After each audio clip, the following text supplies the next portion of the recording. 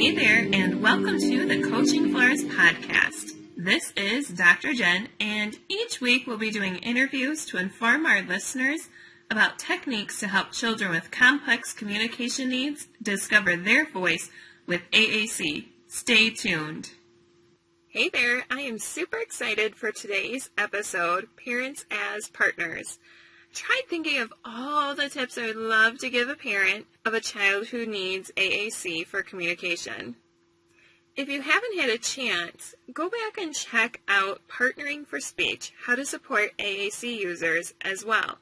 In that episode, I talk about active participation, how we can communicate, respond, expand, and allow wait time for our children who need AAC to communicate.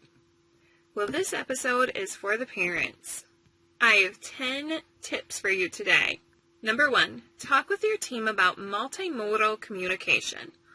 All of us use multiple methods to communicate throughout the day. Sometimes we text, gesture, or vocalize. For your child, it may make sense to know sign language for certain words that you need for on the go, like bathroom, while others it might be better to use pictures for, like foods when ordering at a restaurant. Pictures are more universal. Tip number 2, know that AAC, like sign language and picture systems, don't hinder speech. It actually has been shown to help. Children get their communication needs met now, and with modeling, they may develop words in the future. Number 3, it takes time. Just like we don't expect to hear words till after a year of a child's life, we don't expect to give a child a device and have them immediately start communicating. So give it time. Number 4, children are going to do what's easiest.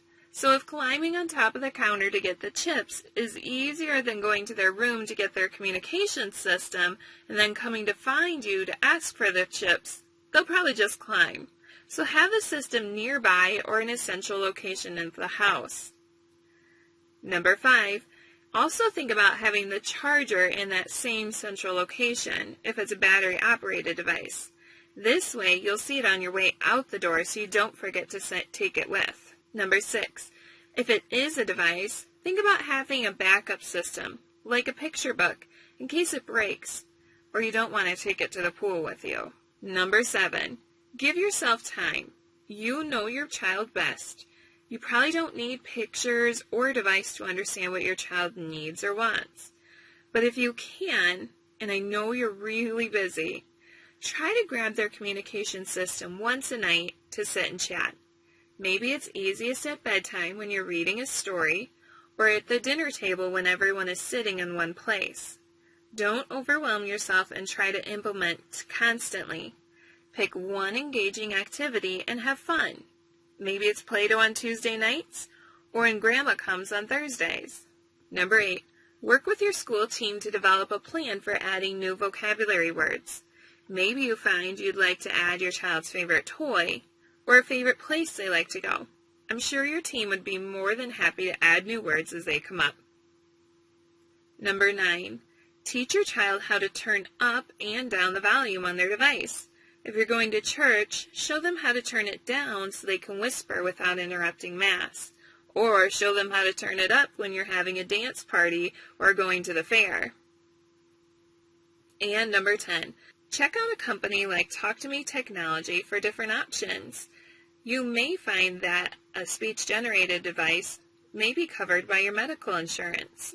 Well, there you have it, 10 tips for parents as partners. Good luck. I would love to hear some stories.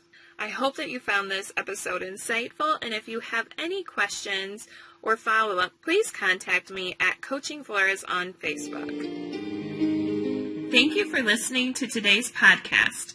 If you could, subscribe to the podcast so you get notified when new episodes are released, and check out Coaching Flores on Facebook and coachingflores.com for downloads. I hope you heard something that inspires you. I'll see you next week.